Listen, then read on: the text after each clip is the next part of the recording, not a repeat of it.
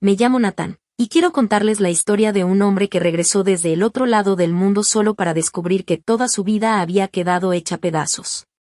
No eran unos cuantos problemas. Sentía como si todo lo que había construido con años de esfuerzo se hubiera roto en 42 pedazos diferentes.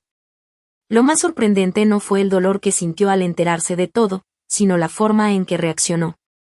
En lugar de gritar, perder el control o buscar venganza de inmediato, eligió guardar silencio en un pasillo de hospital. Un silencio que nadie entendió en ese momento. Todos esperaban verlo explotar, pero él hizo exactamente lo contrario. Muchas personas creen que la justicia siempre protege primero a los más inocentes. Queremos pensar que cuando un niño está acostado en una cama de hospital, enfermo o herido, toda una comunidad deja de lado sus diferencias para cuidarlo y defenderlo. Nos gusta creer que las leyes existen para proteger a quienes no pueden defenderse solos. Pero la realidad no siempre funciona así. Hay lugares donde la ley dejó de servir a la gente hace mucho tiempo. Lugares donde las reglas parecen tener dueño. Donde el dinero, las influencias y los apellidos importantes pesan mucho más que la verdad. Ahí, la justicia se convierte en un negocio. Los mismos nombres aparecen una y otra vez. Los dueños del corralón conocen a los policías. Los de las fianzas conocen a los abogados. Los abogados conocen al juez. Y el juez pasa las noches de los jueves jugando cartas con las mismas personas que después aparecen frente a él en los tribunales. En sitios como esos, tener contactos no es un simple chisme ni una teoría de la gente. Es una realidad que todos conocen, aunque nadie se atreva a decirla en voz alta. Es como un enorme muro que protege a quienes tienen poder y mantiene alejados a todos los demás. Puedes golpear ese muro durante años y jamás lograrás mover una sola piedra, al menos eso es lo que la mayoría cree. Esta es la historia de un padre llamado Garrett Lack. Durante toda su carrera aprendió cómo se construyen esos muros. Sabía quién los levantaba, qué materiales usaban, sobre todo, entendía algo que muy pocas personas descubren: no existe un muro perfecto. Siempre hay una piedra floja. Siempre hay una pequeña grieta. Solo hace falta suficiente paciencia para encontrarla. Garrett no era un hombre impulsivo. Nunca fue de los que resolvían los problemas a gritos. Mientras otros reaccionaban con coraje y desesperación, él observaba. Escuchaba. Recordaba cada detalle. Su calma hacía que muchos lo subestimaran. Pensaban que estaba derrotado, que había aceptado perder. Pero no entendían que esa tranquilidad escondía algo mucho más peligroso. Porque hay personas cuyo silencio no significa miedo. Significa que ya empezaron a hacer planes. Esta no es una historia sobre una venganza llena de explosiones, amenazas o escenas espectaculares. No se trata de alguien que perdió el control y quiso destruirlo todo de un día para otro. Es mucho más inteligente que eso. Es la historia de una paciencia tan grande que parecía tranquilidad. De una estrategia que avanzaba paso a paso, sin hacer ruido. De un hombre que comprendió que, cuando enfrentas a gente poderosa, no ganas golpeando el muro con todas tus fuerzas. Ganas encontrando la única piedra que sostiene todo lo demás. También es la historia de una familia que estaba convencida de que el sistema siempre estaría de su lado. Creían que el dinero podía comprar cualquier decisión. Pensaban que sus amistades los protegerían para siempre. Estaban seguros de que nunca tendrían que responder por nada. Pero olvidaron algo muy importante. Los mismos mecanismos que durante años los habían protegido también podían destruirlos cuando dejaban de tener el control. A veces, la mejor venganza no hace ruido. No necesita amenazas. No busca aplausos. Simplemente espera. Espera el momento exacto para que las mentiras empiecen a caer una tras otra, hasta que quienes se creían intocables terminen atrapados por el mismo sistema que durante años utilizaron para aplastar a los demás. No voy a decirles que el principio de esta historia es fácil de escuchar, porque no lo es. Hay momentos que duelen, decisiones que parecen imposibles de entender y situaciones que ponen a prueba a cualquier persona. Pero les pido que sigan conmigo hasta el final. Porque lo que Garrett hizo después de aquel día en el hospital nunca apareció en ningún reporte oficial. Nadie escribió un informe sobre ello. Ningún periódico contó toda la verdad. No hubo cámaras grabando ni discursos frente a los micrófonos. Y quizá eso fue precisamente lo que hizo que todo funcionara. Cuando esta historia termine, entenderán por qué el hombre más peligroso de todos no fue el que levantó la voz, sino el que decidió esperar en silencio hasta que llegara el momento perfecto para mover esa única piedra que sostenía todo el muro. Garrett Black había pasado 11 años aprendiendo algo que muy pocas personas entienden, cómo convertirse en la persona más silenciosa de cualquier lugar. Ese era su trabajo. No consistía en ser el más fuerte ni el más valiente. Tampoco en llamar la atención o presumir lo que hacía. Al contrario. Desde muy joven le enseñaron que el hombre que hace demasiado ruido es el primero que encuentran. El primero que observan. Y casi siempre, el primero que pierde. Por eso Garrett aprendió a desaparecer sin irse.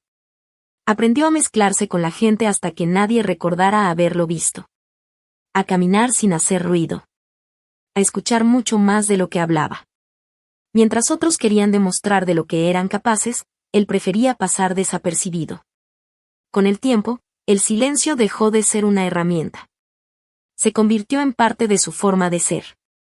Podía permanecer inmóvil durante horas sin perder la concentración.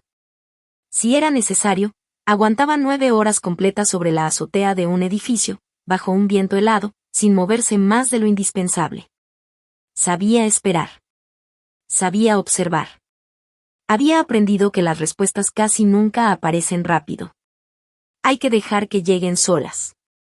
Con solo caminar por una calle podía darse cuenta de que algo no estaba bien. No necesitaba ver personas sospechosas. Le bastaba observar pequeños detalles que casi nadie notaba. Los perros eran uno de ellos. Si los perros de un vecindario estaban tranquilos, significaba que todo seguía su rutina normal. Pero si de pronto dejaban de ladrar, o todos miraban hacia el mismo lugar. Garrett sabía que algo estaba cambiando. No era magia. Era experiencia. Años enteros aprendiendo a notar lo que los demás ignoraban. Cuando finalmente terminó esa etapa de su vida, muchos pensaron que haría lo mismo que otros hombres con su historial. Algunos terminan trabajando como escoltas de empresarios importantes.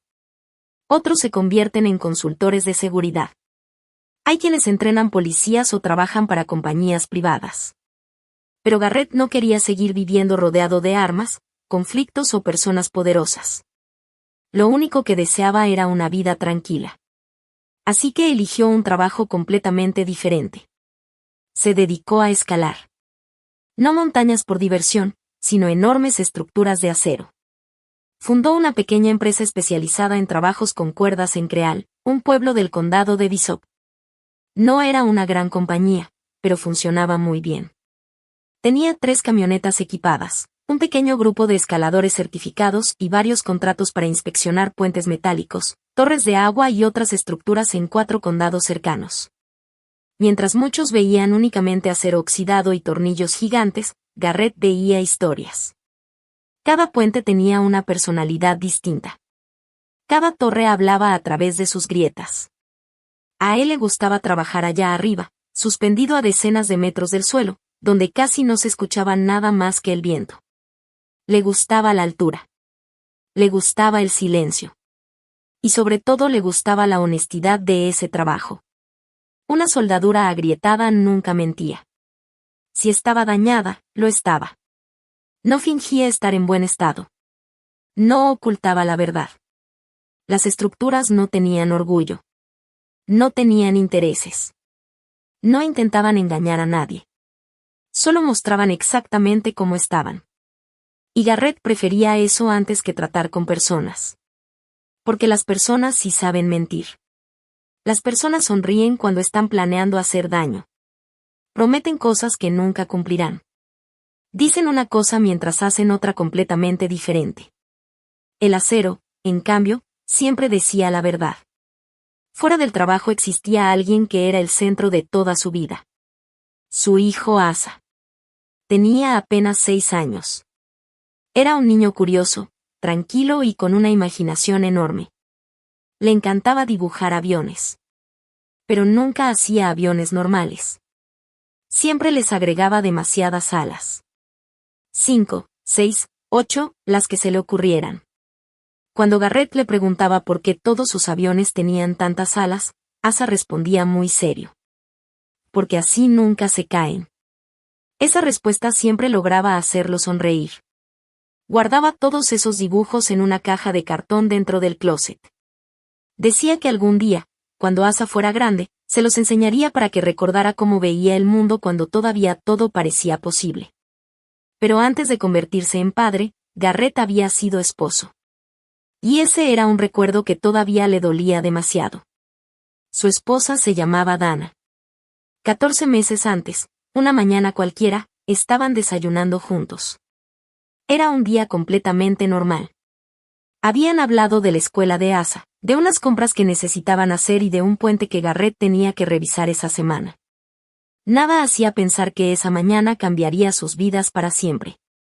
De pronto, Dana levantó la mirada. Frunció un poco el ceño. Y dijo algo que Garrett jamás olvidaría. Qué raro, la luz se ve diferente. Fueron sus últimas palabras. Un segundo después perdió el conocimiento. Garrett reaccionó de inmediato. Llamó a emergencias. Intentó ayudarla mientras llegaba la ambulancia. Rezaba para que solo fuera un desmayo. Pero la ayuda nunca llegó a tiempo. Dana murió antes de que los paramédicos alcanzaran la puerta de la casa. En el hospital, un médico se acercó con esa expresión que Garrett había visto muchas veces en otras personas. Una mezcla de tristeza y resignación. Fue un aneurisma cerebral, explicó con voz baja. No hubo señales de advertencia. No había forma de saberlo. Nadie tuvo la culpa. Esas palabras no sirvieron de mucho. Porque cuando pierdes al amor de tu vida, saber que nadie fue responsable no hace que el dolor desaparezca. Durante el funeral, Garrett sostuvo a Asa entre sus brazos todo el tiempo. El niño no entendía por qué tanta gente lloraba. Solo preguntaba cuándo iba a regresar mamá. Garrett sintió que el corazón se le rompía una y otra vez. Aún así, se inclinó hacia él y le hizo una promesa. Una promesa que de verdad creía poder cumplir. Todo va a estar bien, campeón. El mundo sigue siendo un lugar seguro. Yo voy a cuidarte siempre. Quería creer esas palabras. Las necesitaba tanto como su hijo. Pensó que, aunque la vida les había arrebatado a Dana, al menos todavía podían salir adelante juntos. Pero el destino todavía no terminaba con ellos. Pocas semanas después recibió una llamada que llevaba mucho tiempo esperando no volver a escuchar. Era una reactivación de servicio. Un compromiso firmado años atrás. Por cuestiones legales y contractuales, debía regresar durante una última misión. No podía negarse. No tenía opción. Serían 90 días. 3 meses completos. En algún lugar del mundo cuyo nombre ni siquiera tenía permitido mencionar. Ni a sus amigos. Ni a sus vecinos. Ni siquiera a su propio hijo. Solo podía decir que tenía que irse por trabajo. Nada más. Garrett se quedó mirando el teléfono durante varios minutos después de terminar la llamada. No sabía qué le preocupaba más. Irse otra vez. O dejar solo a Asa. Sus padres ya habían fallecido hacía años. No tenía hermanos. No había tíos cercanos ni familiares en quienes pudiera confiar plenamente. La única persona que seguía formando parte de la familia era Vivian, la mamá de Dana. Desde la muerte de su hija, Vivian se había acercado mucho más a su nieto. El día del funeral había llorado abrazada a Garrett durante largos minutos. Entre lágrimas le dijo algo que nunca olvidaría. Asa es lo único que me queda de mi hija. Aquellas palabras salían del corazón. Y Garrett las creyó.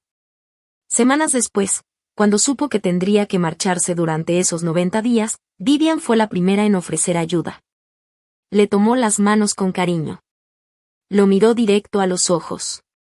Y dijo con una ternura que parecía completamente sincera. Déjamelo a mí. Quédate tranquilo. Es familia. Yo voy a cuidar de Asa como si Dana siguiera aquí. En el peor momento de toda su vida, esas palabras se sintieron como un milagro. Como una pequeña luz después de tanta oscuridad. Garrett pensó que, al menos por una vez, la vida todavía le estaba ofreciendo un poco de misericordia. No tenía la menor idea de que esa decisión, tomada con toda la confianza del mundo, sería el comienzo de la peor pesadilla que jamás habría imaginado. Garrett conocía perfectamente quiénes eran los Kessler. No necesitaba que nadie se lo explicara. En el condado de Bishop todo el mundo sabía de esa familia. Algunos hablaban de ellos en voz baja. Otros preferían ni mencionar su apellido. Y los más inteligentes simplemente evitaban meterse en su camino. Los Kessler no eran solo una familia conocida. Eran una familia con poder. Controlaban el negocio de las grúas, los depósitos donde retenían vehículos, las empresas de fianzas y hasta un viejo club nocturno con techo de lámina conocido como Asterisco el Aviario. Un lugar que abría cuando todos los demás ya habían cerrado. Ahí se reunían personas importantes, políticos, policías, empresarios y gente que prefería hacer ciertos acuerdos lejos de las miradas. Pero lo más peligroso de los Kessler no era el dinero. Era la memoria. Nunca olvidaban un favor. Y mucho menos una deuda. Si alguien les debía algo, podían esperar meses o incluso años para cobrarlo. No tenían prisa. Sabían que tarde o temprano todos necesitaban algo de ellos. Garrett siempre procuró mantenerse lejos de esa clase de personas. No confiaba en quienes acumulaban demasiado poder en un pueblo pequeño. Había aprendido que cuando una sola familia controla demasiados negocios, tarde o temprano también termina controlando a la gente. Sin embargo, Vivian era diferente. O al menos eso quería creer. Ella era la mamá de Dana. La mujer que había visto nacer a Asa. Garrett todavía recordaba el día en que su hijo llegó al mundo. Vivian fue una de las primeras personas en cargar al bebé. Lloró de felicidad mientras lo abrazaba. Le besó la frente una y otra vez. Y juró que siempre lo protegería. Ese recuerdo hizo que Garrett bajara la guardia. Se repetía una y otra vez que, por encima de cualquier apellido, estaba la familia. La sangre debía significar algo. Después de todo, Vivian no era solo una Kessler. También era la abuela de Asa. Y una abuela jamás lastimaría a su propio nieto. Eso era lo que Garrett creía. El día que tuvo que marcharse, se levantó antes del amanecer. Preparó el desayuno para Asa. Intentó actuar como si todo fuera normal. Aunque por dentro sentía un enorme nudo en el estómago. No quería irse. Pero tampoco podía desobedecer una orden legal. Cuando llegó el momento de despedirse, se arrodilló frente a su hijo. Le acomodó el cabello con la mano. Lo abrazó durante varios segundos. Después le dio un beso en la frente. Sé valiente, campeón, le dijo con una sonrisa que escondía toda su tristeza. Antes de que te des cuenta, ya voy a estar de regreso. Asa lo abrazó con todas sus fuerzas. ¿Me vas a traer un avión nuevo? Garrett sonrió. Te voy a traer uno que nadie más tenga. El niño quedó satisfecho con esa respuesta. Lo vio subir al automóvil mientras agitaba la mano desde la puerta de la casa. Garrett también levantó la mano. Nunca imaginó que esa sería la última vez que vería a su hijo sano. 91 días después, un martes gris y nublado, el avión finalmente aterrizó. Garrett llevaba una mochila militar colgada del hombro. Su barba había crecido un poco más. Su rostro mostraba el cansancio acumulado de 3 meses lejos de casa. Pero en la mano sostenía algo muy especial. Un pequeño avión de madera. No era un juguete comprado en una tienda. Lo había tallado él mismo. Cada vez que encontraba unos minutos libres durante la misión, sacaba una pequeña navaja y seguía trabajando en él. La madera había pasado por 3 continentes diferentes antes de convertirse en ese regalo. Cada ala estaba lijada a mano. Cada detalle tenía horas de paciencia. Mientras lo observaba, imaginaba la cara de Asa al recibirlo. Seguramente sonreiría como siempre. Tal vez correría por toda la casa haciéndolo volar. Ese pensamiento fue lo único que hizo más ligero el viaje de regreso. Cuando llegó frente a su casa, algo llamó su atención de inmediato. No era el silencio. El silencio era normal. Era otra cosa. Había una sensación difícil de explicar. Como si la casa hubiera dejado de estar viva. Los hombres como Garrett aprendían a detectar esas diferencias. No necesitaban pruebas. Simplemente lo sentían. Bajó de la camioneta lentamente. Metió la llave en la puerta. Entró. Y de inmediato supo que algo estaba terriblemente mal. La casa estaba completamente vacía. No vacía de muebles. Vacía de vida. No había mochilas infantiles en la entrada. Los pequeños tenis de Asa ya no estaban sobre el tapete. La sala parecía demasiado ordenada. En el refrigerador no había un solo dibujo hecho con crayones. Siempre había aviones con demasiadas alas. Monstruos de colores. Soles enormes. Garabatos que solo un niño podía entender. Ahora no quedaba absolutamente nada. El aire se sentía frío. Pesado. Garrett recorrió cada habitación. Todo parecía limpio. Demasiado limpio. Como si alguien hubiera querido borrar cualquier rastro de que un niño vivía ahí. Sintió un escalofrío recorrerle la espalda. No era miedo. Era ese instinto que había desarrollado durante tantos años. Ese presentimiento que rara vez se equivocaba.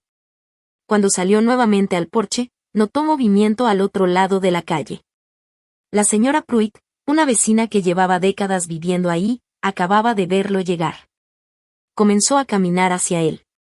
Parecía decidida a decir algo. Pero a mitad del camino se detuvo. Lo miró con los ojos llenos de tristeza. Después levantó una mano para cubrirse la boca, como si las palabras se hubieran quedado atoradas en la garganta. Quiso hablar. No pudo. Bajó la mirada.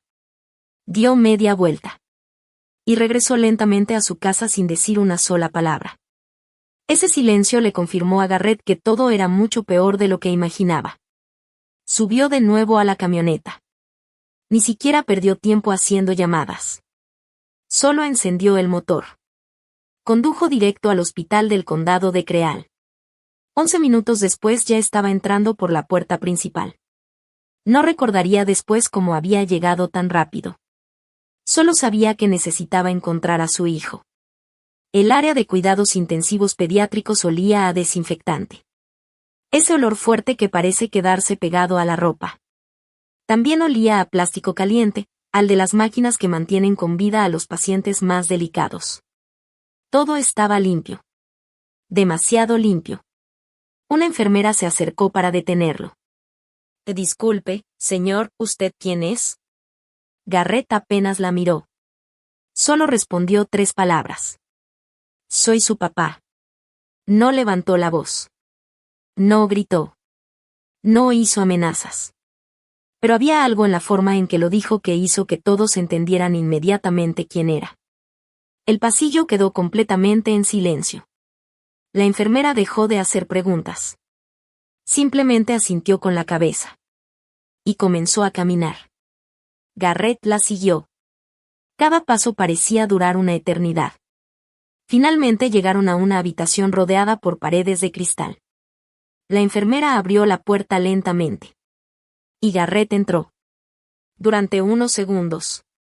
Su mente simplemente dejó de entender lo que estaba viendo. Había presenciado guerras. Había visto escenas que muy pocas personas podrían soportar. Había conocido la crueldad de los seres humanos. Pensaba que ya nada podía sorprenderlo. Se equivocaba. Sobre aquella cama estaba un niño tan cubierto de vendas, yesos, tubos y aparatos médicos que casi resultaba imposible reconocerlo. Los 2 brazos estaban inmovilizados. Una de sus piernas permanecía suspendida por un sistema de tracción. Parte de su cabeza estaba rapada y cubierta con cintas médicas. Los cables salían de todas partes. Las máquinas emitían sonidos constantes. Su pequeño rostro estaba completamente inflamado. Los moretones habían cambiado de color. Verdes. Amarillos. Morados. El golpe era tan brutal que Garrett apartó la mirada por un instante. Su cerebro se negaba a aceptar que ese niño fuera Asa. Volvió a mirar. Otra vez sintió el impulso de desviar los ojos. Hasta que finalmente logró reconocerlo. Y entonces ocurrió algo que jamás le había pasado en toda su vida. De su garganta salió un sonido extraño. Bajo. Roto. Un gemido que no parecía humano. Lo tragó de inmediato. Pero ya había salido. Era el sonido de un padre viendo a su hijo destruido. Una doctora se acercó lentamente. Se llamaba la doctora Amani Castellanos. Tenía las manos firmes y una mirada serena, aunque en sus ojos también había tristeza. Era evidente que llevaba días esperando la llegada de Garrett. Y también era evidente que temía profundamente ese momento. Señor Lack, necesito que se siente. Garrett no apartó la vista de Asa. Su respuesta fue inmediata. Dígamelo de pie. La doctora permaneció unos segundos observándolo. Reconoció enseguida el tipo de hombre que tenía enfrente. Había personas que necesitaban una silla para recibir malas noticias. Y había otras que solo podían soportarlas manteniéndose de pie. Ella hizo una pequeña inclinación con la cabeza. Después encendió la pantalla donde aparecían las radiografías y estudios médicos. Respiró profundamente antes de hablar. Su voz fue casi un susurro. Encontramos 42 fracturas diferentes. Garrett no dijo nada. Ni siquiera parpadeó. La doctora continuó. No ocurrieron el mismo día. Algunas tienen varios meses y soldaron de manera incorrecta. Otras son mucho más recientes, de hace 8 o 9 días.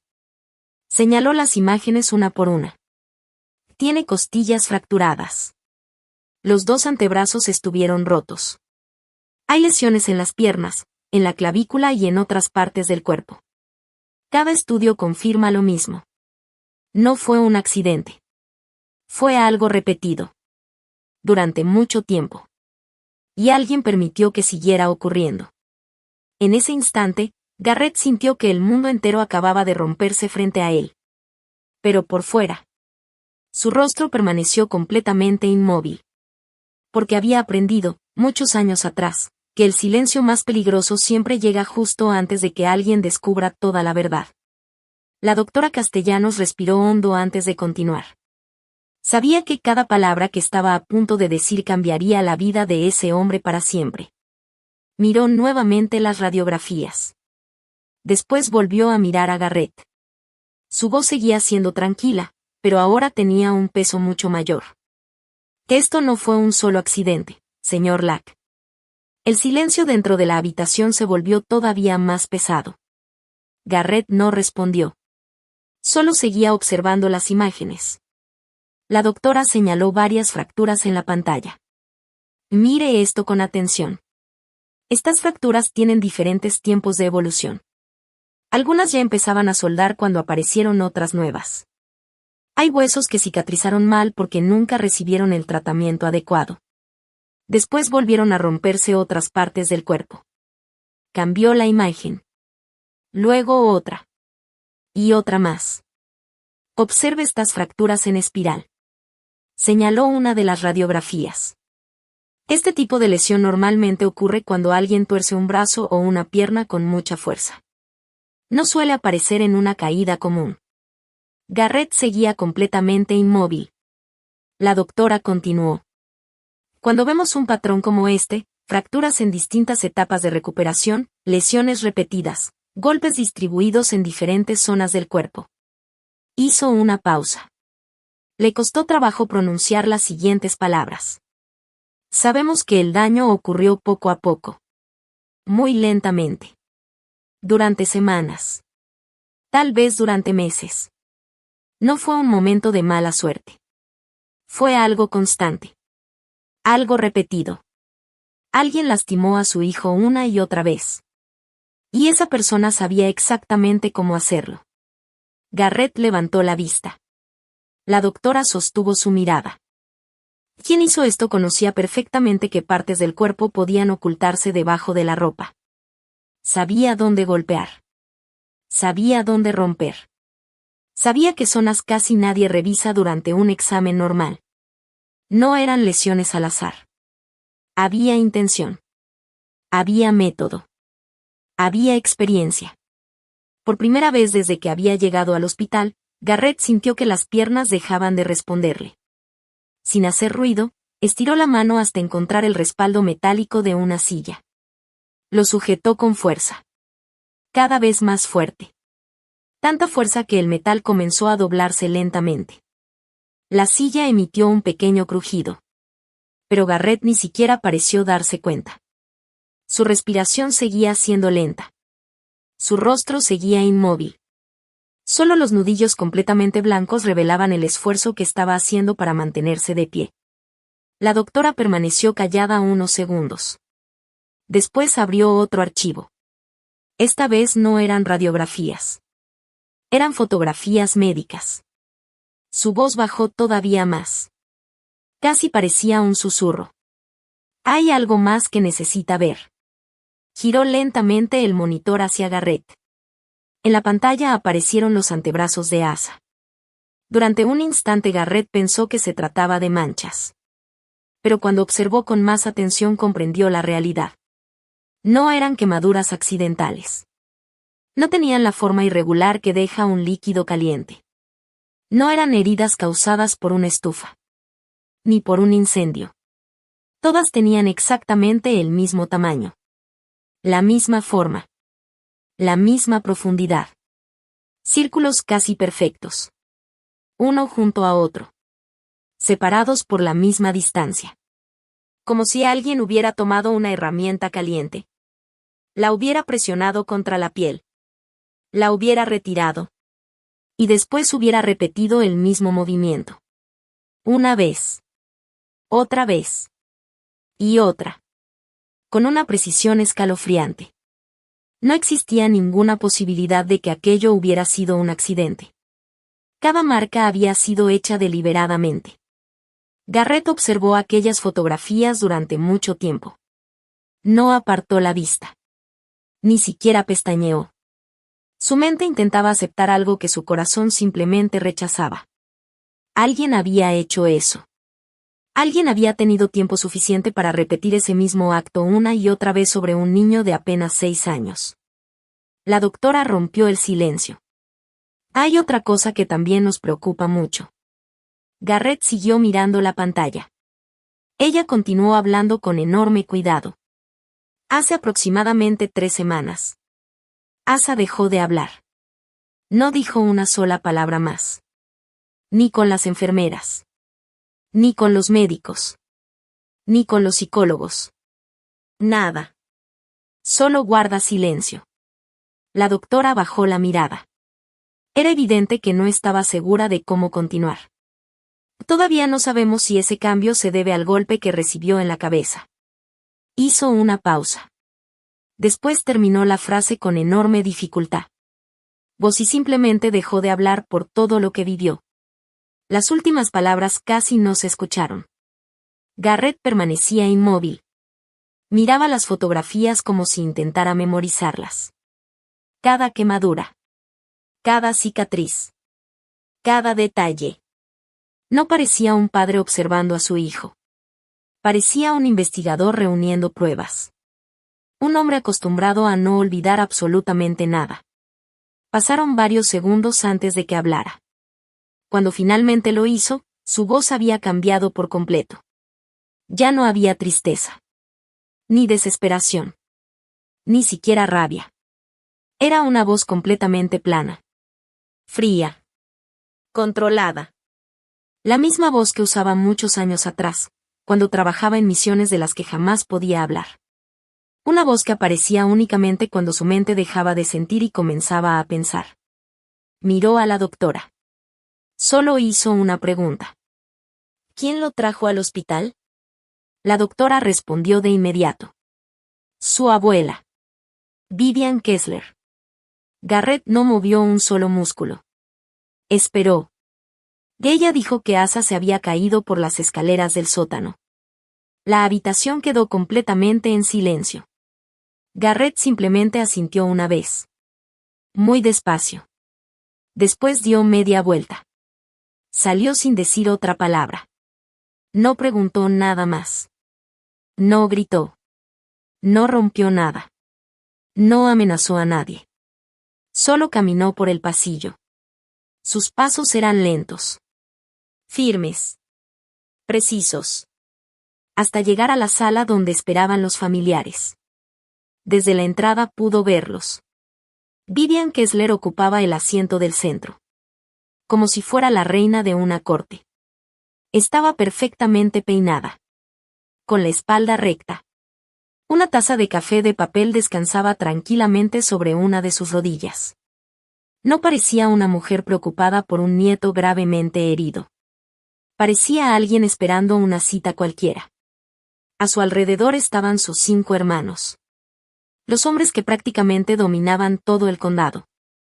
Boyd, el mayor, enorme de espalda y con esa sonrisa tranquila de quien siempre cree tener el control. Todos los demás parecían girar alrededor de él.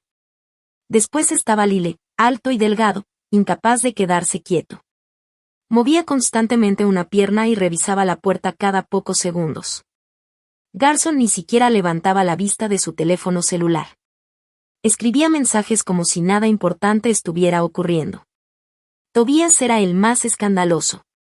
Reía demasiado fuerte. Con esa clase de risa exagerada que busca llamar la atención. Y al final estaba Royce, el menor de todos. Fue el primero que vio a Garrett parado en la entrada. Su sonrisa desapareció inmediatamente. Su cuerpo entero se quedó inmóvil. Los demás todavía no se habían dado cuenta. Seguían riéndose. Garrett alcanzó a escuchar el final de una historia. No sabía cuál era el chiste. Pero sí vio a Boyd limpiarse las lágrimas de la risa con el costado del pulgar. Esa risa sincera que solo aparece cuando algo realmente hace gracia. Vivian era quien estaba contando la anécdota. Movía las manos mientras hablaba. Sonreía. Los demás le escuchaban divertidos. Como si estuvieran reunidos en una cafetería y no a unos cuantos metros de un niño que luchaba por sobrevivir. A un lado de Vivian había una caja abierta de donas compradas en una gasolinera. Algunas ya estaban mordidas. Había servilletas arrugadas. Vasos de café. Migajas sobre las sillas de plástico. La escena era tan absurda que parecía imposible. Mientras Asa permanecía conectado a máquinas para seguir respirando, ellos desayunaban. Contaban chistes. Y se reían como si aquel día fuera uno más. En ese instante, Garrett entendió algo que jamás olvidaría. No estaba frente a una familia preocupada. Estaba frente a personas que ya habían decidido cuál sería la versión de la historia. Y estaban tan seguros de su poder, que ni siquiera se molestaban en fingir tristeza. En cuanto Vivian vio a Garrett parado en la entrada de la sala de espera, se puso de pie de inmediato. Durante una fracción de segundo, su rostro seguía completamente relajado. Pero después ocurrió algo que Garrett alcanzó a notar con total claridad. Era como si la mujer se hubiera puesto una máscara. En apenas un instante acomodó su expresión. Bajó un poco la cabeza. Frunció el ceño. Sus ojos parecían querer llenarse de lágrimas. Y en su boca apareció esa expresión de tristeza que cualquier persona habría creído sincera. Garrett había visto ese tipo de cambios muchas veces en su vida. Sabía reconocer cuando alguien actuaba. Era igual que ver a una actriz ponerse un abrigo antes de salir al escenario. Todo parecía natural. Pero no lo era. Vivian caminó rápidamente hacia él con los brazos abiertos. Garrett. Gracias a Dios ya regresaste. Su voz sonaba temblorosa. No sabíamos cómo localizarte. Intentamos hacer todo lo posible. Se llevó una mano al pecho. Fue un accidente horrible, hijo. Un accidente terrible. Asa se cayó por las escaleras del sótano. Tú sabes cómo es. Siempre ha sido un niño muy distraído. Muy torpe. Siempre anda corriendo de un lado para otro. Garrett no mostró ninguna emoción. No respondió al abrazo que Vivian intentó darle. Simplemente la miró fijamente. Después habló. Solo dijo una palabra. 42. El silencio cayó sobre toda la sala. Parecía que incluso el aire se había vuelto más frío. Nadie preguntó a qué se refería. Todos lo entendieron inmediatamente. 42. Ese número ya no era solo un número. Era el peso de todas las fracturas encontradas en el cuerpo de Asa. Boyd dejó de sonreír. No perdió la calma. Pero sus ojos cambiaron. Y Garrett lo notó enseguida. Boyd ya no lo veía como al esposo de su sobrina. Ahora lo observaba como ciertos hombres observan a otro hombre cuando intentan calcular el peligro que representa. Su mirada recorrió lentamente los hombros de Garrett. Después sus brazos. Las manos. La postura. La forma en que respiraba. Era una evaluación rápida. Silenciosa. Profesional. Como si estuviera calculando cuánto daño podría causar si decidía perder el control. Garrett hizo exactamente lo mismo. Solo necesitó un segundo. Vio el peso de Boyd. Su forma de pararse. Las cicatrices viejas sobre los nudillos. La ligera rigidez de una rodilla. Ninguno de los dos dijo nada. Pero ambos entendieron perfectamente el mensaje. En una esquina de la sala, junto a las máquinas expendedoras, había un detective apoyado contra la pared. Era un hombre de unos 50 años. Cansado. Con profundas ojeras. Su camisa ya mostraba varias arrugas de tantas horas de trabajo. Se llamaba Heath Vogel. Llevaba bastante tiempo ahí. Y también era evidente que deseaba estar en cualquier otro lugar. Cuando notó la tensión entre Garrett y los Kessler, se separó lentamente de la pared. Se acercó con cautela. El señor Lack. Hablaba en voz baja. ¿Podemos salir un momento? Garrett no respondió. Simplemente comenzó a caminar. Los dos salieron al pasillo. Durante varios segundos ninguno dijo una sola palabra. Solo se escuchaban los sonidos de las máquinas del hospital. El detective caminaba despacio. Parecía buscar la forma correcta de empezar. Finalmente suspiró. Pero seguía evitando mirar directamente a Garrett. Sé cómo se ve todo esto. Garrett giró ligeramente la cabeza. Su respuesta fue corta. ¿De verdad lo sabe? El detective guardó silencio unos segundos. Después asintió. Sí. Más de lo que quisiera. Metió una mano en el bolsillo. Bajó la voz todavía más. Servicios de Protección Familiar visitó esa casa 4 veces en los últimos 2 años. Garrett permaneció inmóvil. El detective continuó. 4 veces. No una. Ni 2. 4 investigaciones distintas. Cada una terminó exactamente igual. Fue levantando un dedo por cada caso. Falta de pruebas. Otra. Un testigo retiró su declaración. Otra. El expediente desapareció durante el proceso. Y la última. La denuncia fue archivada. Sin explicación suficiente. Vogel volvió a suspirar. Ahora sí levantó la vista. ¿Entiende lo que intento decirle? Garrett siguió sin responder. El detective miró discretamente hacia la sala donde seguían los Kessler. Se aseguró de que nadie pudiera escucharlos. Luego habló casi en un susurro. A los Kessler tienen demasiados contactos, señor Lack. Demasiados. Boyd maneja una buena parte de las fianzas de todo este condado. Mucha gente importante le debe favores. Hay policías que crecieron con ellos. Abogados que trabajan para ellos. Empresarios que hacen negocios con ellos. Hizo otra pausa. Y hay jueces. Soltó una pequeña risa amarga. Una de esas risas que nacen del cansancio. Hay jueces que faltarían antes a misa del domingo que a la fiesta de Navidad organizada por Boyd Kessler. Eso le dice todo. Garrett seguía escuchando. Sin mover un músculo. El detective continuó. Yo puedo hacer mi trabajo. Puedo escribir cada detalle. Puedo tomar fotografías. Levantar declaraciones. Entregar el expediente a mis superiores. Puedo llenar todas las hojas necesarias. Pero los dos sabemos lo que va a pasar después. Hizo un gesto con la mano, como si empujara un montón de papeles hacia algún escritorio invisible. El expediente va a subir. Después alguien lo va a bajar. Lo van a revisar unos días. Y al final, lo van a cerrar.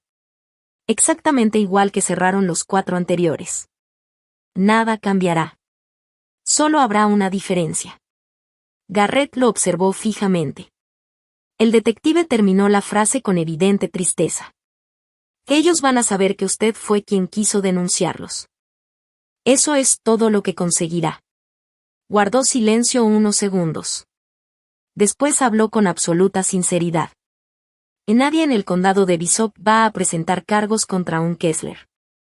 Nadie. Lo siento mucho. De verdad lo siento. No lo decía para proteger a esa familia. Lo decía porque había dejado de creer que el sistema pudiera vencerlos.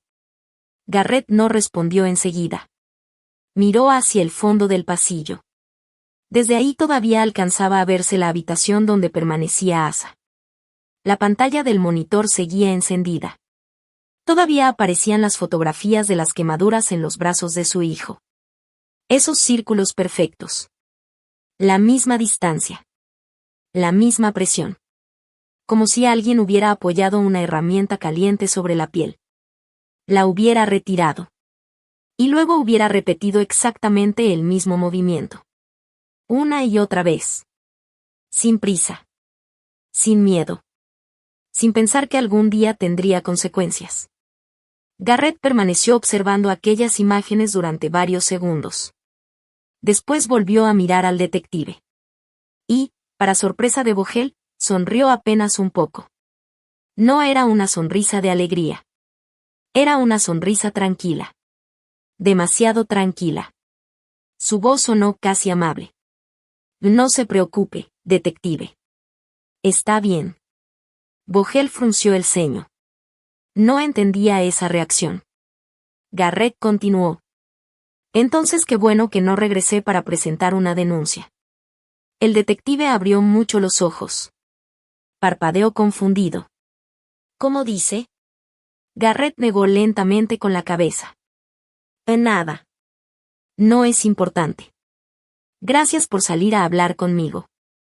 Y regresó caminando. Sin prisas. Sin levantar la voz. Sin hacer absolutamente nada de lo que todos esperaban. No golpeó a Boyd. No enfrentó a Vivian. No aventó las sillas. No rompió las máquinas del hospital. No gritó amenazas. No perdió el control. Nada. Con el tiempo, Garrett descubriría que eso fue precisamente lo que más desconcertó a los Kessler. Ellos ya estaban preparados para otra clase de hombre. Esperaban al veterano lleno de rabia. Al padre desesperado que voltearía una mesa de un golpe. Al hombre que lanzaría un puñetazo. Al que terminaría arrestado por alterar el orden. Porque eso les habría dado exactamente lo que necesitaban. Una denuncia contra él. Una razón para llamarlo inestable. Un argumento para desacreditar cualquier cosa que dijera en el futuro. Pero Garrett no les regaló ni una sola oportunidad. No les dio una escena. No les dio un error. No les dio un solo movimiento que pudieran usar en su contra. Simplemente desapareció. Como había aprendido a hacerlo muchos años atrás. Mientras los Kessler pensaban que el peligro había terminado porque el padre permanecía en silencio, Garrett ya había comenzado otra clase de trabajo. El tipo de trabajo que casi nadie sabía hacer. No buscaba venganza impulsiva. Buscaba información. Regresó a las sombras. Y, con la paciencia de un hombre acostumbrado a esperar el momento perfecto, empezó a construir pieza por pieza el expediente del objetivo. Porque antes de derribar un muro, primero hay que conocer hasta el último ladrillo que lo sostiene. Garrett entendió algo desde el primer momento. Si quería recuperar a su hijo y descubrir toda la verdad, no podía actuar por impulso. Tenía que hacerlo paso por paso. Con paciencia. Con inteligencia. Como había aprendido durante toda su vida. Y el primer movimiento de su estrategia tenía un solo nombre. Asa. Nada era más importante que sacar a su hijo de ese lugar. Mientras Asa siguiera en el mismo hospital, dentro del mismo condado y rodeado de la influencia de los Kessler, nunca estaría realmente seguro. Garrett no iba a permitirlo. Durante los siguientes 2 días prácticamente no se separó de la doctora Amani Castellanos. Dormía muy poco. Comía cuando alguien insistía demasiado. La mayor parte del tiempo permanecía sentado junto a la cama de Asa, observando cada respiración, cada movimiento de las máquinas, cada cambio en los monitores. Cuando la doctora hacía su recorrido por la unidad, Garrett caminaba junto a ella. Le hacía preguntas. Escuchaba cada respuesta. No perdía detalle. Castellanos comenzó a entender rápidamente quién era ese hombre. No era el tipo de padre que gritaba desesperado. Era alguien que analizaba todo. Que memorizaba cada dato. Que pensaba varios pasos adelante. Ella también sabía que dejar a Asa ahí significaba correr un riesgo enorme. Las personas responsables de aquellas heridas seguían muy cerca. Y en ese condado había demasiada gente dispuesta a protegerlas. Al terminar el segundo día, la doctora entró a la habitación con una carpeta en la mano. Se acercó a Garrett. Le habló con voz firme. Creo que encontré una salida. Garrett levantó la vista. Castellanos abrió la carpeta. Existe un programa especializado en trauma pediátrico. Está en un hospital infantil ubicado 2 condados al norte. Muy lejos de aquí. Muy lejos de la influencia de los Kessler.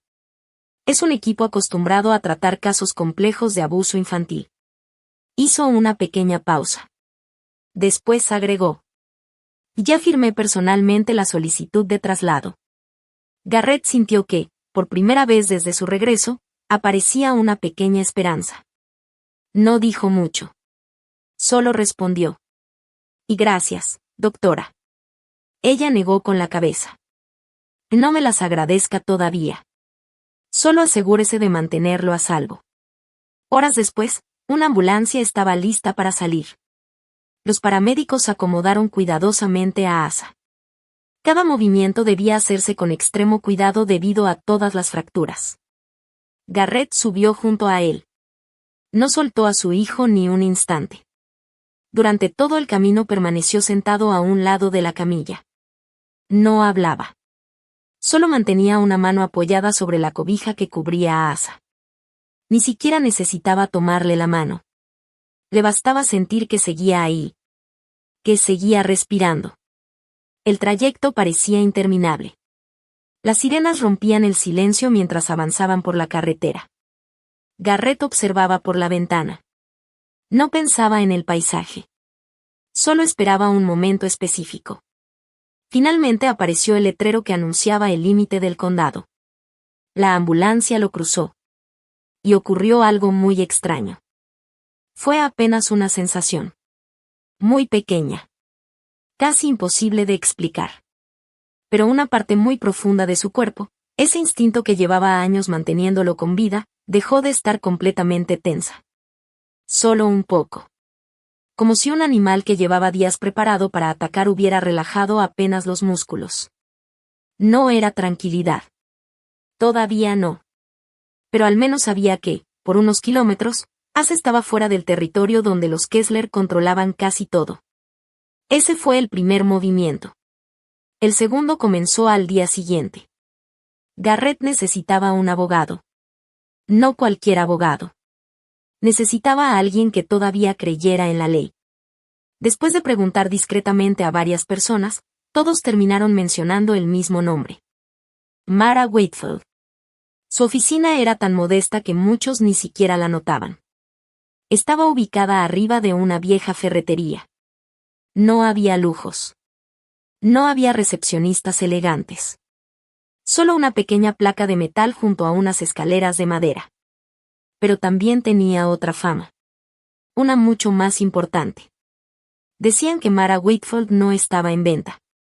Y en el condado de Visopeso casi era una sentencia de muerte profesional.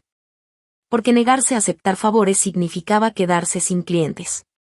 Muchos dejaron de contratarla precisamente por eso. Preferían abogados que supieran arreglar las cosas.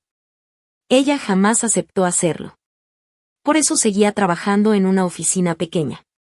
Garrett llegó puntual. Mara lo recibió sin ceremonias. Era una mujer de mirada firme y pocas palabras. Lo invitó a sentarse. Durante casi 2 horas Garrett le contó absolutamente todo. La muerte de Dana. La misión obligatoria. El cuidado que Vivian prometió darle a Asa. Las lesiones. Las 42 fracturas.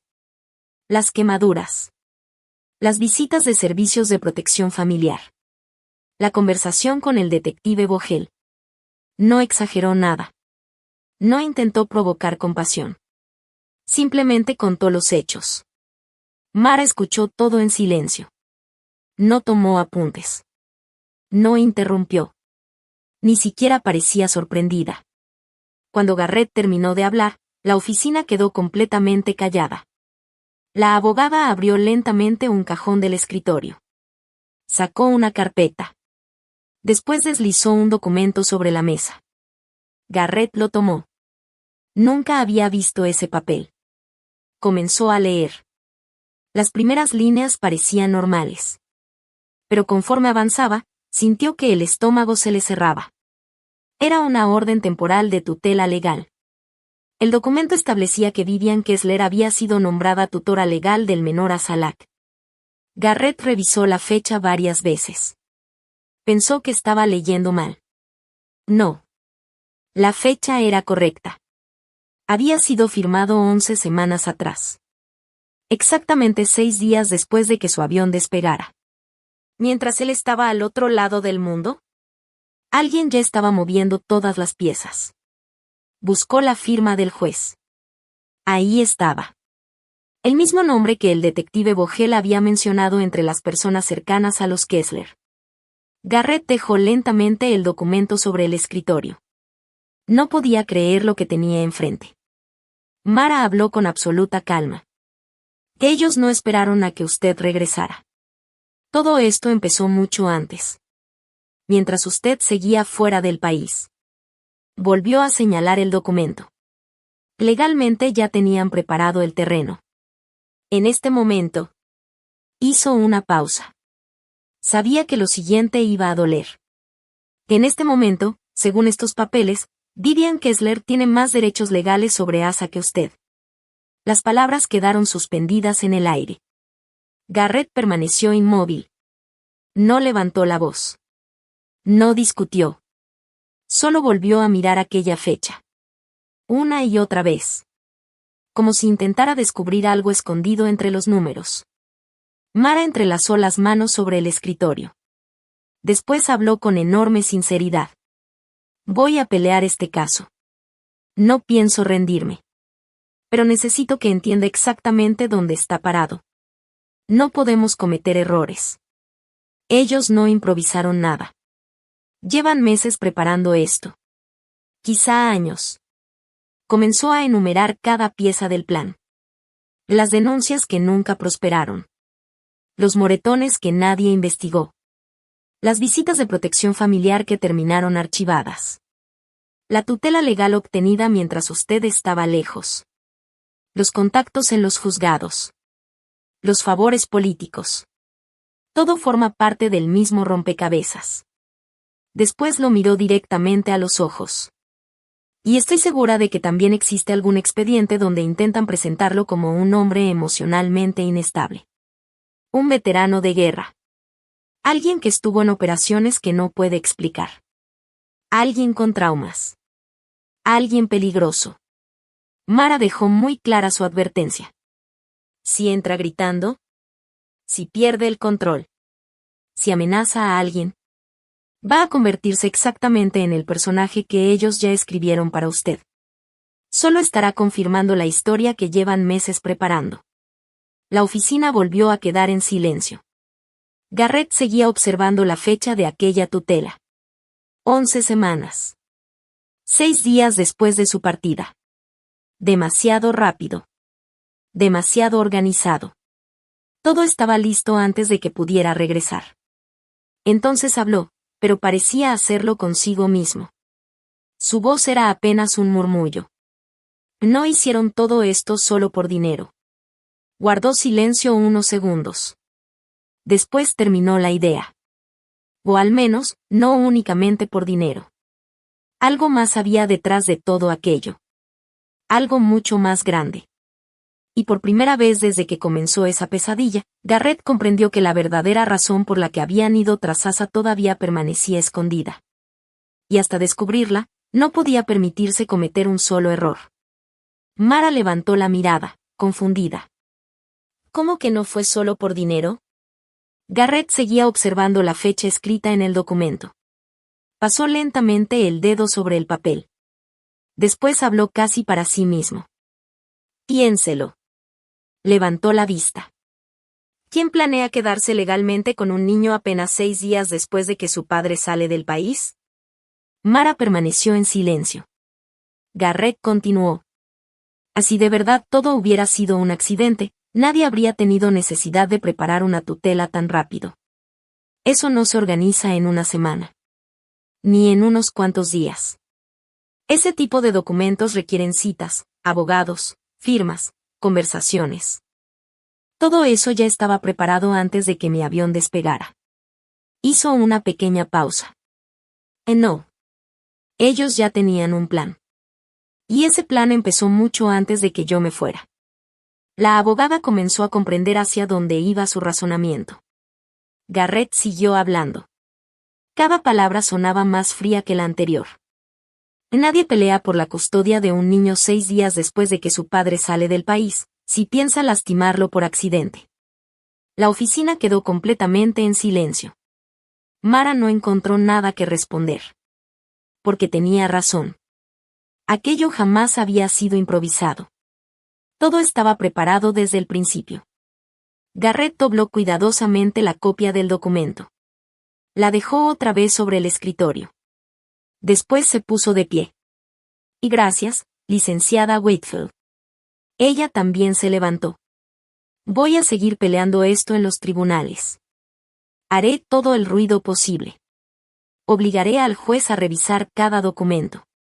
Cada firma. Cada irregularidad. Garrett hizo un pequeño gesto de aprobación. Que eso es exactamente lo que necesito. Mara frunció el ceño. Él continuó. Manténgalos ocupados. Que todos miren esa mano. La abogada tardó un segundo en entender la metáfora. ¿Y usted qué va a hacer mientras tanto? Garrett tomó su chamarra. La respuesta fue inmediata. Yo voy a observar la otra. Mara lo vio salir sin hacer más preguntas. Sabía perfectamente que aquel hombre acababa de tomar una decisión. Y también sabía que ya no había forma de detenerlo. Esa misma noche, Garrett hizo una llamada telefónica. Era un número que no marcaba desde hacía 4 años. Después de varios tonos, alguien respondió. Bueno. Garrett reconoció la voz inmediatamente. Holden. Hubo unos segundos de silencio. Después llegó una pequeña risa de sorpresa. No esperaba volver a saber de ti. Holden Reyes había compartido con Garrett algunos de los peores momentos de sus vidas. Habían servido juntos. Habían sobrevivido a noches que ninguno de los dos quería recordar. Cada uno llevaba cicatrices distintas. Al regresar a casa, Holden eligió un camino diferente. Mientras Garrett buscó una vida tranquila inspeccionando puentes, Holden terminó trabajando para un grupo especial del gobierno federal. Ya no perseguía personas armadas. Ahora perseguía el dinero. Porque había aprendido que seguir el dinero casi siempre llevaba hasta los verdaderos responsables. Garrett no perdió tiempo con saludos. Solo dijo un apellido. Kessler. Del otro lado de la línea no hubo respuesta. Solo silencio.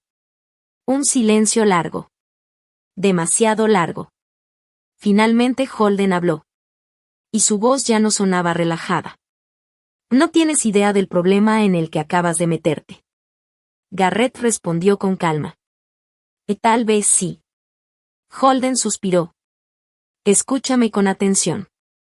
Llevamos 6 años investigando al condado de Bishop. 6 años completos. Y seguimos sin poder cerrar el caso. Garrett permaneció callado. Sabía que Holden seguiría hablando. Las empresas de fianzas. Los depósitos vehiculares. El corralón. El club nocturno. Todos esos negocios parecen legales. Pero el dinero entra y sale de formas demasiado extrañas. No cuadran las cuentas. No cuadran los movimientos. No cuadran las declaraciones de impuestos. Estamos seguros de que todo forma parte de algo mucho más grande. Muchísimo más grande que la familia Kessler. Garrett preguntó. ¿Qué tan grande? Holden soltó una risa amarga. Lo suficiente para que cada vez que creemos estar cerca, todo desaparezca. Hizo una pausa. Y cada informante local termina retractándose. O simplemente desaparece. Y en 2 ocasiones diferentes alguien filtró nuestras órdenes de cateo antes de que pudiéramos ejecutarlas. Garrett cerró los ojos un instante. Eso confirmaba muchas cosas. Holden continuó. Los protegen desde abajo y desde arriba. Tienen aliados en la calle. Y también dentro de las oficinas. Ese es precisamente el problema. No sabemos en quién confiar. Volvió a guardar silencio. Después preguntó con seriedad. ¿Cuál es tu interés en todo esto? Garrett respiró profundamente. Y por primera vez desde que comenzó la llamada contó toda la verdad. Le habló de Dana. De Asa. De las 42 fracturas. De las quemaduras. De la tutela legal. Del hospital. Y del miedo. Cuando terminó, del otro lado solo se escuchó la respiración de Holden. Era diferente. Más pesada. Más lenta. Como si acabara de comprender que el caso acababa de cambiar por completo. Finalmente habló. Muy despacio. Envíame todo el expediente médico. Todo. No omitas una sola hoja. Radiografías.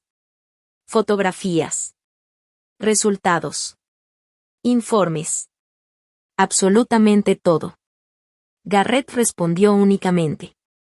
Lo tendrás hoy mismo.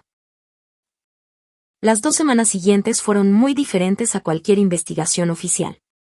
Garrett no hacía preguntas directas. No buscaba llamar la atención. No presionaba a nadie. Simplemente observaba. Escuchaba. Unía pequeños detalles.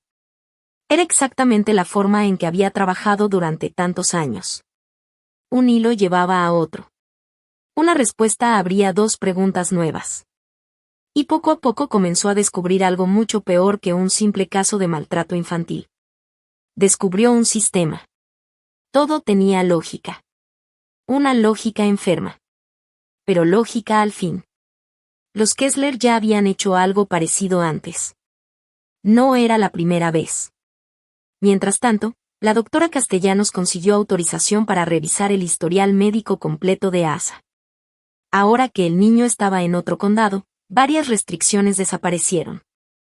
Por fin pudo acceder a documentos que antes aparecían ocultos o incompletos. Pasó horas revisando expedientes. Facturas médicas. Reportes de hospitales. Solicitudes de apoyo gubernamental.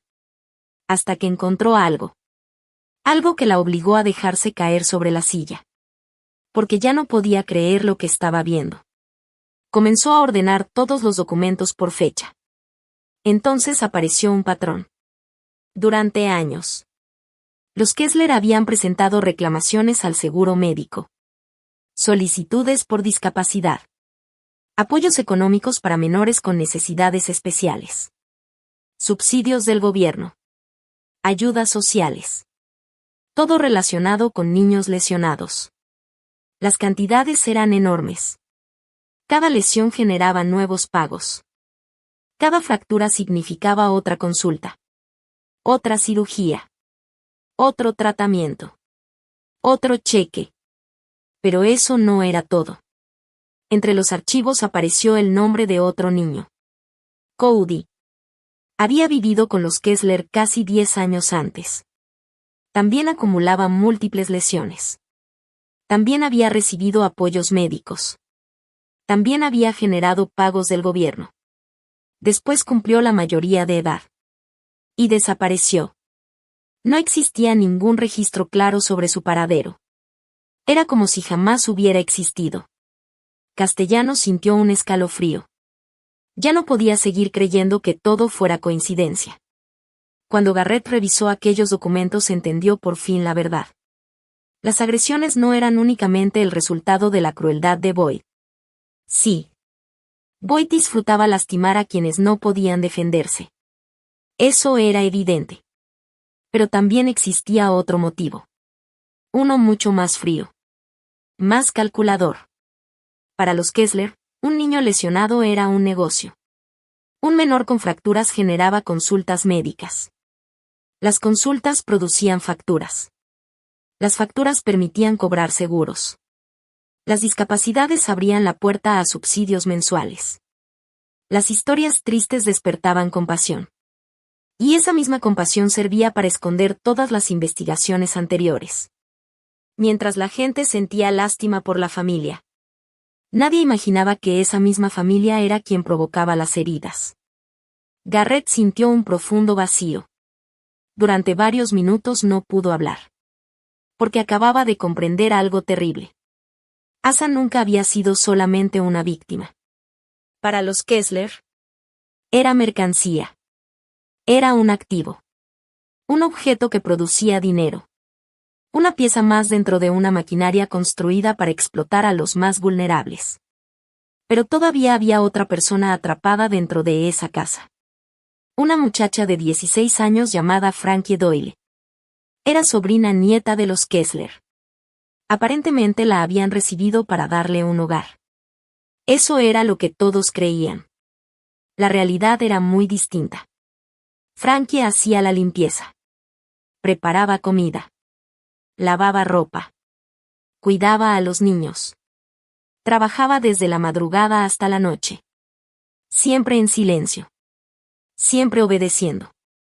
Como si fuera una empleada sin sueldo. O peor aún. Como si fuera invisible. Pero Frankie era inteligente. Mucho más de lo que los Kessler imaginaban. Con el paso de los años entendió perfectamente cómo funcionaba aquella casa. También comprendió otra cosa. Ya estaba creciendo. Muy pronto dejaría de ser útil para los planes de la familia. Y además, había visto demasiado. Conocía secretos que podían destruirlos a todos. Por eso tomó una decisión. Consiguió un viejo teléfono con la pantalla rota. Casi no funcionaba. Pero la cámara todavía grababa.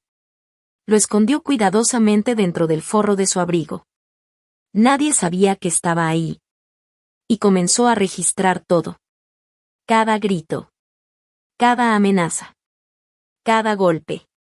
Cada conversación que jamás debía salir de aquella casa. Sin saberlo, Frankie acababa de convertirse en la persona más peligrosa para toda la familia Kessler. Sin saberlo, Frankie Doyle llevaba mucho tiempo esperando que apareciera alguien como Garrett. Nunca había pensado en él. Ni siquiera sabía quién era realmente. Pero durante años había deseado que algún adulto fuera capaz de mirar más allá de las mentiras de los Kessler. Alguien que no tuviera miedo. Alguien que no pudiera comprarse con dinero. Alguien que hiciera las preguntas correctas. Y ahora, por primera vez, esa persona había llegado. Los Kessler podían ser muchas cosas. Crueles. Ambiciosos. Corruptos. Pero jamás eran tontos. Llevaban toda la vida sobreviviendo gracias a una sola regla. Detectar el peligro antes de que el peligro los detectara a ellos. Y Boyd Kessler tenía un talento especial para eso. No necesitaba escuchar amenazas. Le bastaba notar pequeños cambios. Una llamada que tardaba demasiado. Una persona haciendo preguntas discretas. Un extraño visitando oficinas del gobierno. Un abogado revisando archivos antiguos. Para Boyd, el silencio también hacía ruido. Y empezó a escuchar ese ruido alrededor de Garrett. No sabía exactamente qué estaba descubriendo. Pero entendió que el padre de Asa no estaba actuando como los demás. No lloraba. No gritaba. No negociaba. Simplemente observaba. Y eso era mucho más peligroso. El aviso llegó pocos días después. Garrett regresaba de revisar unos documentos. Conducía su vieja camioneta por el camino del puente que cruzaba el río. Era una carretera angosta, con curvas largas. A un lado estaba la pared de roca. Al otro, un barranco de más de 30 metros de profundidad. Garrett conocía perfectamente ese camino. Lo recorría desde hacía años.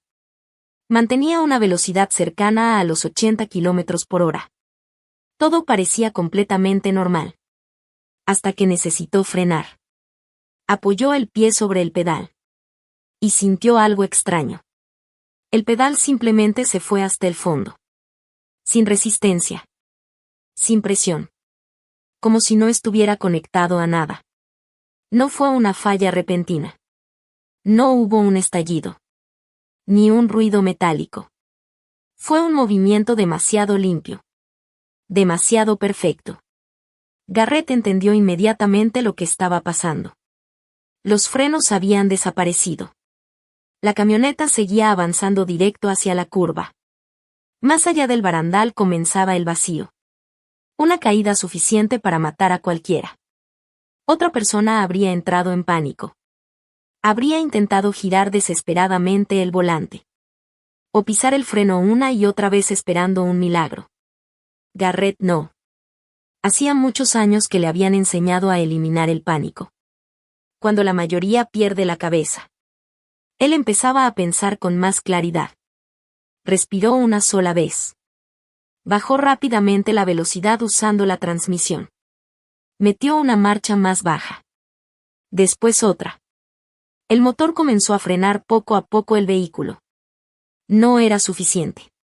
La curva seguía acercándose. Entonces tomó otra decisión.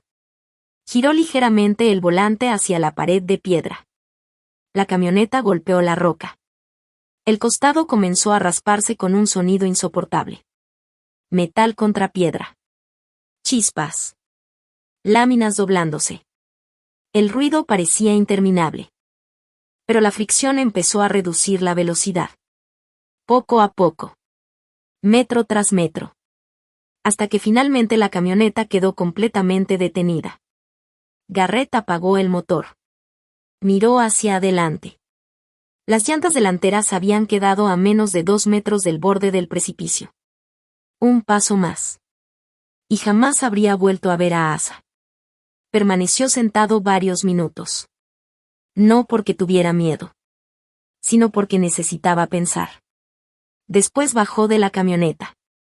Se arrodilló junto al vehículo. Comenzó a revisar cuidadosamente el sistema de frenos. No tardó mucho en encontrar el problema. Alguien había aflojado una de las líneas hidráulicas usando una llave. No la habían cortado. No. Eso habría sido demasiado evidente. La habían abierto con precisión. Lo suficiente para que el líquido escapara poco a poco. Lo suficiente para que los frenos dejaran de funcionar varias horas después. Parecería una falla mecánica. Un accidente. Una mala suerte. Nada más. Garrett observó el trabajo durante varios segundos. Era limpio. Profesional. Hecho por alguien que sabía exactamente lo que hacía. No buscaban garantizar su muerte. Buscaban enviarle un mensaje. Podían alcanzarlo cuando quisieran. Y hacerlo parecer un accidente. Garrett cerró lentamente el cofre. No llamó a la policía. No llamó a la aseguradora. No tomó fotografías. No comentó absolutamente nada con nadie. Dejó que pensaran que el mensaje había funcionado. Que ahora tenía miedo. Que estaba nervioso. Porque los Kessler entendían perfectamente cómo actuaba un hombre asustado. Lo que no entendían era a un hombre que fingía estar asustado. Condujo la camioneta averiada hasta su casa usando únicamente las velocidades. Despacio. Sin llamar la atención. La estacionó justo donde cualquiera pudiera verla desde la calle. Que todos observaran el vehículo golpeado. Que pensaran que había sobrevivido de milagro. Que creyeran que ahora se mantendría alejado. Mientras tanto, otro ataque comenzó por un camino completamente distinto. Esta vez no fue en la carretera. Fue en los tribunales. Uno de los jueces cercanos a los Kessler decidió adelantar inesperadamente la audiencia sobre la custodia de Asa. Todo ocurrió con una rapidez sospechosa. La intención era muy clara. Convertir la tutela temporal de Vivian en una custodia permanente. Y además, prohibir legalmente que Garrett tuviera cualquier contacto con su propio hijo. La solicitud estaba acompañada por un supuesto informe psicológico. Según ese documento, Garrett era un veterano de combate emocionalmente inestable. Decía que sufría ataques de ira, problemas de conducta, impulsividad extrema, y que representaba un peligro para el menor. Cuando Mara Wakefield leyó el expediente sintió una mezcla de enojo e incredulidad. Revisó cada hoja, cada firma, hasta llegar al nombre del médico responsable. Lo buscó inmediatamente. Y confirmó lo que sospechaba. Ese doctor jamás había conocido a Garrett. Nunca lo había entrevistado. Nunca lo había evaluado. Nunca había cruzado una sola palabra con él. Sin embargo, había firmado un diagnóstico completo. Todo era inventado. Un expediente construido desde cero. Una mentira convertida en documento oficial. Cuando Mara llamó a Garrett, su voz sonaba indignada. En 20 años ejerciendo como abogada, nunca había visto algo tan descarado. Nunca. La audiencia quedó programada para 16 días después. Solo 16. Muy poco tiempo para desmontar una mentira que llevaba meses preparándose. Mara fue completamente honesta. Si esta audiencia sale igual que siempre salen las cosas en el condado de Bishop. Hizo una pausa. Después terminó la frase. Perderás legalmente el derecho de estar en la misma habitación que tu hijo. Garrett guardó silencio. Ella continuó. Vivian conservará la custodia. Y seguirán recibiendo todos los apoyos económicos, seguros y subsidios relacionados con Asa. Será suyo. En papel. Y ese papel les permitirá seguir controlándolo todo. Aquella noche fue la más difícil desde su regreso. Garrett permanecía sentado junto a la cama de Asa en el hospital infantil, 2 condados lejos del territorio donde los Kessler tenían influencia. El niño seguía dormido. Las máquinas marcaban lentamente cada latido. La habitación estaba casi completamente oscura. Solo la luz tenue de los monitores iluminaba el rostro de Garrett. Miró a su hijo durante mucho tiempo. Después bajó la cabeza. Por primera vez sintió el verdadero peso de todo lo que enfrentaba. No era solo una familia poderosa. Era todo un sistema. Las leyes parecían estar de un lado. Los tribunales también. El sheriff. Los jueces. Los funcionarios. Cada camino que intentaba recorrer terminaba llevándolo nuevamente contra el mismo muro. Era como si el tablero entero estuviera inclinado en su contra. Como si alguien hubiera diseñado todas las reglas para que él perdiera antes de empezar la partida. Y, durante unos minutos, Garrett sintió el peso de ese tablero cayendo sobre sus hombros desde todos los ángulos. Pero también sabía algo que los Kessler todavía ignoraban. Los tableros pueden estar inclinados. Los muros pueden parecer imposibles de derribar. Y los hombres con poder pueden controlar casi todas las piezas. Pero basta con que una sola persona descubra la grieta correcta para que toda la estructura empiece a derrumbarse desde adentro. Garrett permaneció sentado junto a la cama de Asa durante horas. No le importaba el paso del tiempo. No miraba el reloj. No revisaba el teléfono. Todo lo que existía para él era ese pequeño cuarto de hospital. Las máquinas seguían marcando el ritmo de la respiración de su hijo. El silencio era profundo. Garrett extendió lentamente la mano. Con muchísimo cuidado tomó la pequeña mano de Asa. Estaba cubierta por vendas. Fría. muy frágil. Parecía imposible creer que aquella manita perteneciera al mismo niño que antes corría por toda la casa persiguiendo aviones de juguete. Garrett la sostuvo con delicadeza. Sin decir una palabra. Solo quería que Asa sintiera que ya no estaba solo. Pasaron unos segundos. Después ocurrió algo que nadie esperaba. Los párpados de Asa comenzaron a moverse lentamente. Las reclamaciones al seguro. Los subsidios. Los documentos relacionados con Cody, el niño que había desaparecido años atrás. Todo ordenado de forma impecable. Pruebas sólidas. Difíciles de destruir. Mientras tanto, Garrett seguía trabajando en silencio. Todavía faltaba la pieza más importante. Frankie Doyle. La muchacha llevaba semanas grabando en secreto. Escondía aquel viejo teléfono con la pantalla rota dentro del forro de su abrigo. Cada video era un riesgo. ¿Si alguien lo encontraba? Nadie quería imaginar lo que podía pasarle. Garrett planeó su salida con la misma paciencia con la que había preparado todo lo demás. Esperó el momento adecuado. A las 4 de la madrugada. Cuando casi todo el pueblo dormía. Sacó discretamente uno de los camiones de inspección de su empresa.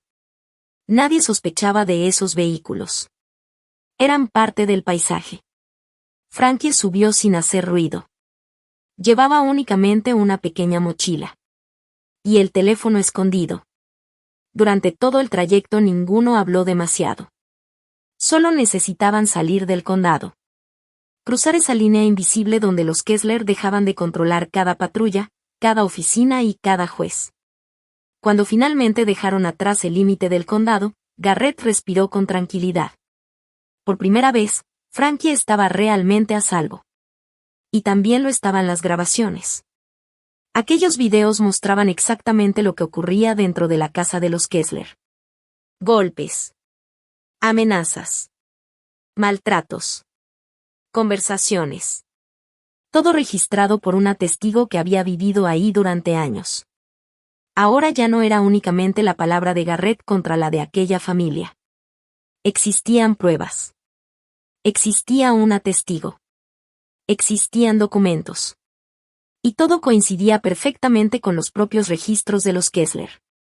Lo más importante era que Garrett había preparado todo con muchísimo cuidado. En ninguno de los expedientes aparecía su nombre como denunciante principal. No era el protagonista. No era el acusador. Solo era un padre sentado junto a la cama de su hijo. Mientras tanto, las pruebas comenzaban a caminar solas. Y cuando finalmente llegaran a su destino, serían los propios Kessler quienes quedarían atrapados dentro de la red que habían tejido durante tantos años. Garrett sabía que la última parte del plan era la más delicada. No podía equivocarse. Todo dependía de que nadie pudiera relacionarlo con la información que estaba a punto de salir a la luz. Por eso no envió un solo documento. No hizo llamadas. No escribió correos. No apareció como denunciante.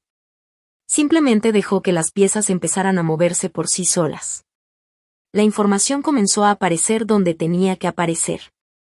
Como si hubiera salido de la nada. Una hoja de cálculo preparada por un contador terminó, por casualidad, en las manos del mensajero correcto. Alguien encontró números que jamás debía haber visto. En otra ocasión, durante una noche cualquiera en el aviario, una persona escuchó un comentario en voz baja. Solo una cifra. Nada más. Pero esa cifra quedó dando vueltas en la cabeza de quien debía escucharla.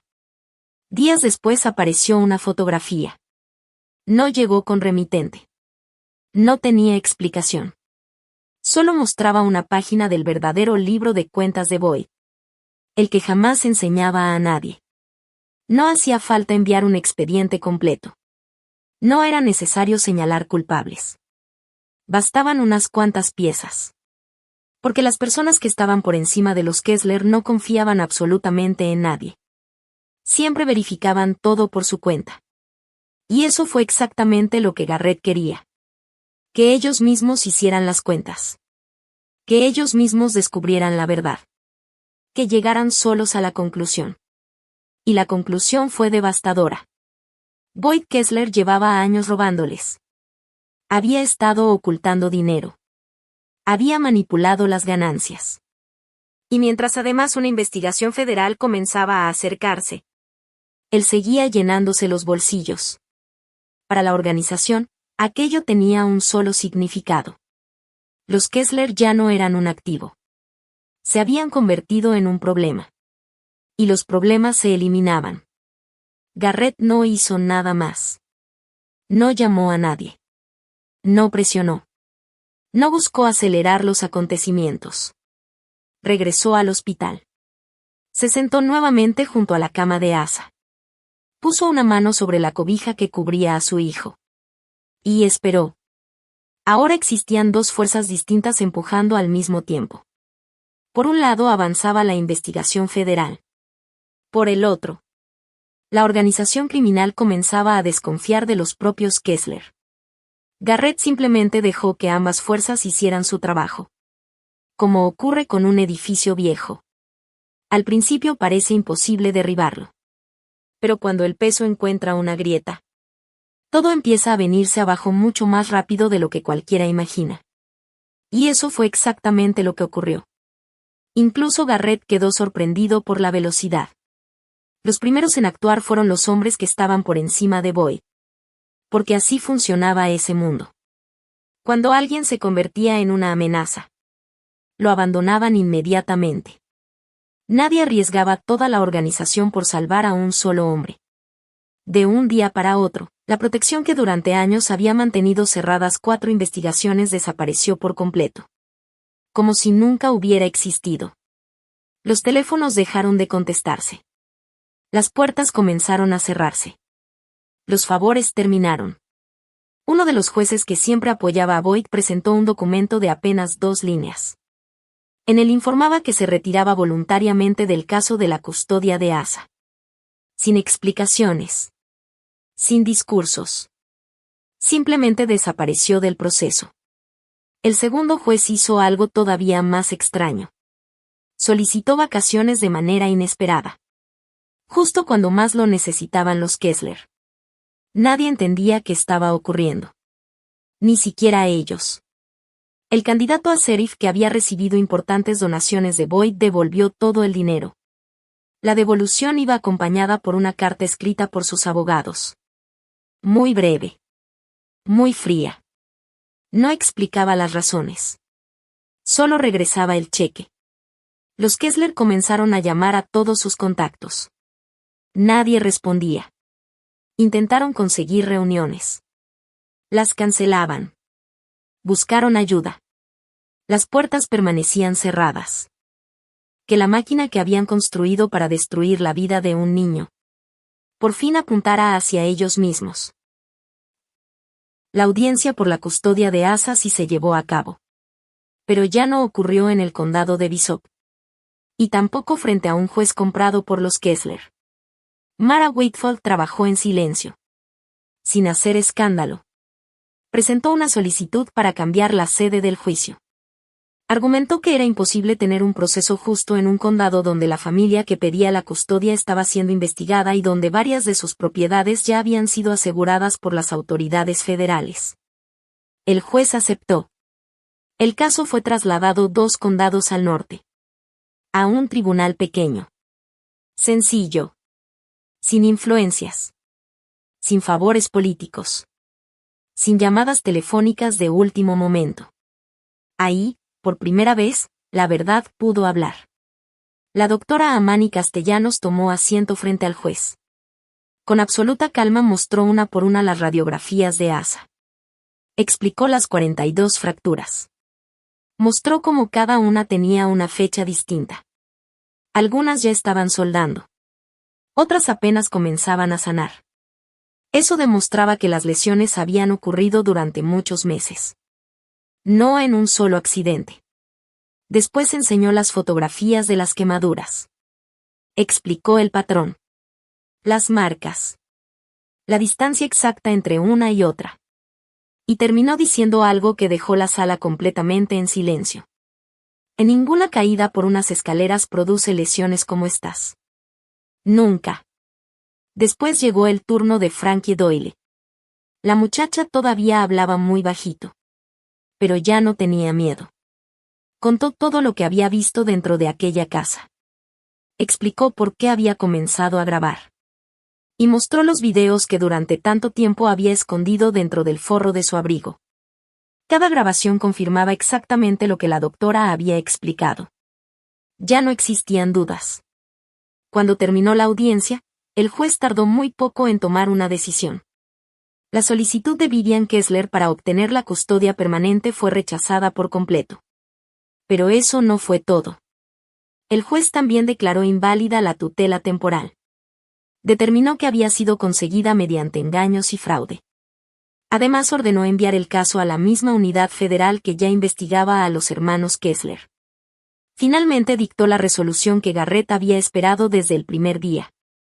La custodia completa de Asa regresaba legalmente a su padre. Cuando los médicos confirmaron que Asa ya podía viajar, Garrett tomó una decisión. No regresaría jamás al condado de Bishop. Buscó un lugar tranquilo. Muy lejos de todo aquello. Encontró una pequeña casa junto a un lago. Era un sitio donde el silencio no daba miedo. El único metal que había cerca era el casco de un viejo bote de remos. Por las noches no se escuchaban sirenas. Ni motores. Ni discusiones. Solo el sonido del agua golpeando suavemente el muelle. La recuperación fue lenta. Muy lenta. Había noches en que Asa despertaba gritando. Las pesadillas seguían persiguiéndolo. A veces no reconocía dónde estaba. Solo lograba tranquilizarse cuando escuchaba la voz de su papá hablándole en la oscuridad. Todavía quedaban muchas cirugías. Muchos estudios. Muchas visitas al hospital. Poco a poco fueron retirando los yesos. Después comenzó la rehabilitación. Aprendió nuevamente a correr. A brincar. A jugar sin miedo. Y durante todo ese tiempo, la doctora Castellanos nunca desapareció. Aunque ahora trabajaba lejos, decidió visitar al niño una vez al mes. Conducía varias horas únicamente para revisar cómo seguía. Un día, mientras terminaba una consulta, sonrió y dijo: «Este niño ya perdió demasiado. Yo no pienso perderlo también». Y cumplió su palabra. Frankie también llegó a vivir con ellos. No tenía otro lugar a donde ir. Toda la familia que debía protegerla había sido parte de su sufrimiento. Garrett sabía perfectamente lo que ocurría cuando un niño crecía sintiendo que nadie lo quería. Ya había visto demasiado de eso. Así que tomó una decisión sencilla. Si nadie iba a reclamar a Frankie, él lo haría. Con el paso de los meses, la muchacha volvió a sonreír. Aprendió que podía dormir sin miedo. Que nadie abriría la puerta de su cuarto durante la madrugada. Curiosamente, empezó a dormir toda la noche casi al mismo tiempo que Asa. Como si ambos fueran dejando atrás el mismo dolor. Al final del primer verano ocurrió algo muy pequeño. Pero para Garrett significó más que cualquier sentencia. Estaba reparando una pieza del muelle cuando escuchó un sonido detrás de él. Era el raspar de un lápiz sobre una hoja de papel. Volteó lentamente. Ahí estaba Asa. Sentado sobre las tablas de madera. Ya no tenía yesos. Sus brazos estaban completamente libres. Frente a él había varias hojas llenas de dibujos. Aviones. Muchísimos aviones. Como siempre. Todos tenían demasiadas alas. Mientras dibujaba, hablaba bajito consigo mismo. Exactamente igual que antes. Que este es un avión de rescate. Este lleva un perrito. Este otro es el avión de mi papá. Seguía dibujando. Seguía inventando historias. Seguía hablando solo. Como hacen los niños felices cuando se sienten seguros. Garrett no dijo nada. Se quedó completamente quieto. Escuchándolo. Mirándolo. Disfrutando ese instante. Por primera vez en muchísimo tiempo, sintió algo que había olvidado. Paz. Y también alegría. Una alegría tranquila. Profunda. De esas que no necesitan palabras. Soy Nathan otra vez. He pensado muchas veces por qué esta historia sigue conmigo después de tanto tiempo. Y creo que la respuesta es muy sencilla. Porque desafía algo que todos creemos. Nos enseñan que cuando alguien comete una monstruosidad, la única respuesta posible es otra explosión de violencia. Pensamos que un padre tiene que entrar furioso a una habitación. Que debe convertirse en un arma. Y eso era exactamente lo que los Kessler esperaban. Toda su estrategia dependía de ese hombre lleno de rabia. Ya tenían preparada la historia para desacreditarlo. Lo único para lo que nunca estuvieron preparados fue para un hombre tranquilo. Garrett entendió algo que muchas personas jamás descubren. El verdadero poder casi nunca hace ruido. El verdadero poder se parece más a la paciencia. Se parece a una persona que rechaza la pelea que tú intentas provocar porque, mientras tú piensas en ganar una discusión, esa persona ya está ganando toda la guerra. Garrett nunca venció a los Kessler siendo más fuerte que ellos. Los derrotó usando su propia estructura. Tomó la corrupción que ellos habían construido. Su codicia. Sus mentiras. Su ambición. Y simplemente hizo que todo eso se volviera en su contra. Porque cualquier sistema construido sobre el miedo y el fraude lleva escondidas las herramientas necesarias para destruirse solo. Solo hace falta a alguien con la calma suficiente para encontrarlas. Pero esta historia también deja una enseñanza mucho más difícil. Los Kessler pudieron hacer tanto daño durante tantos años porque las conexiones y el poder existen. Y casi siempre los primeros en quedar desprotegidos son los más pequeños. 4 investigaciones fueron cerradas. 4 oportunidades para salvar a un niño. 4 ocasiones en las que el sistema decidió mirar hacia otro lado. Eso debería enojarnos. Pero también debería hacernos abrir los ojos. Porque quienes lastiman a las personas más vulnerables siempre esperan que los demás permanezcamos en silencio. Así que, si quieres quedarte con una sola idea de esta historia, que sea esta. No confundas hacer mucho ruido con ser fuerte.